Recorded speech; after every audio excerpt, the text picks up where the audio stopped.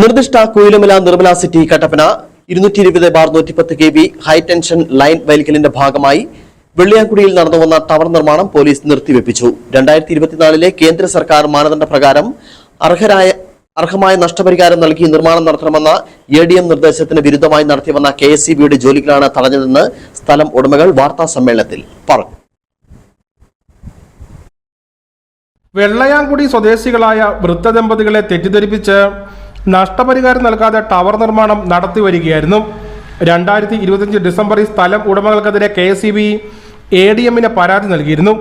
Line കടന്നുപോകുന്ന മേഖലകളിലെ സ്ഥല ഉടമകൾ ഇതിൽ കക്ഷി ചേർന്നു. തുടർന്ന് ഭൂ ഉടമകൾക്ക് അനുകൂലമായാണ് ADM ഉത്തരവിട്ടത്. ഇത് നിലനിൽക്കെ നിർമ്മാണ ജോലികൾ നടത്തുന്നത് നാട്ടുകാർ ചോദ്യം ചെയ്തു. തുടർന്ന് പോലീസ് സ്ഥലത്തെത്തി രേഖകൾ പരിശോധിച്ച ശേഷം നിർമ്മാണം നിർത്തിവെക്കുവാൻ നിർദ്ദേശം നൽകി. സിറ്റി മുതൽ കട്ടപ്പന വരെയും ഉള്ള 220/110 kV ഹൈ ടെൻഷൻ ലൈനിന്റെ നിർമ്മാണവുമായിട്ട് ബന്ധപ്പെട്ട ഒരു വിഷയമാണ്. അപ്പൊ നമുക്ക് ഇതിനകത്തുള്ള ഒരു വിഷയം ഞാൻ അവതരിപ്പിക്കാം. KSEB നിയമവിരുദ്ധ നിർമ്മാണം പോലീസ് നിർത്തിവെപ്പിച്ചു.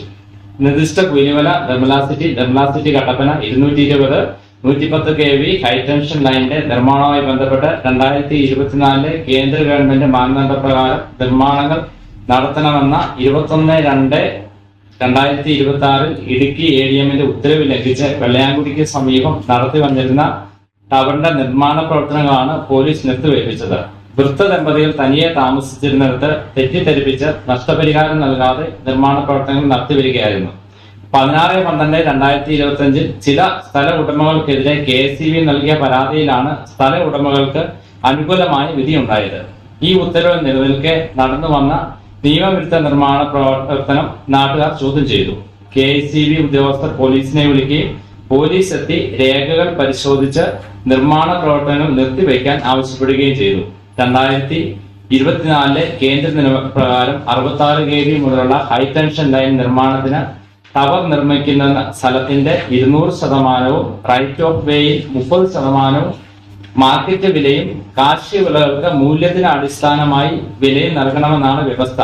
ഇതിലേക്കായി റവന്യൂ ഉദ്യോഗസ്ഥരുടെ സാന്നിധ്യത്തിൽ ജോയിന്റ് വെരിഫിക്കേഷൻ നടത്തി പരാതികൾ ഉണ്ടെങ്കിൽ പരിഹരിച്ച് പണം മുൻകൂർ സ്ഥല ഉടമയ്ക്ക് നൽകിയതിനു ശേഷമാണ് 2024 കേന്ദ്ര നിയമപ്രകാരം 66 kV മുതലുള്ള ഹൈ ടെൻഷൻ ലൈൻ വലിക്കലിനും ടവർ നിർമ്മാണത്തിലും സ്ഥലത്തിന്റെ 200% റൈറ്റ് ഓഫ് വേയിൽ 30% മാർക്കറ്റ് വിലയും കാർഷിക വിളകൾക്ക് മൂല്യത്തിന്റെ അടിസ്ഥാന വിലയും ഉടമകൾക്ക് നൽകണമെന്നാണ് വ്യവസ്ഥ.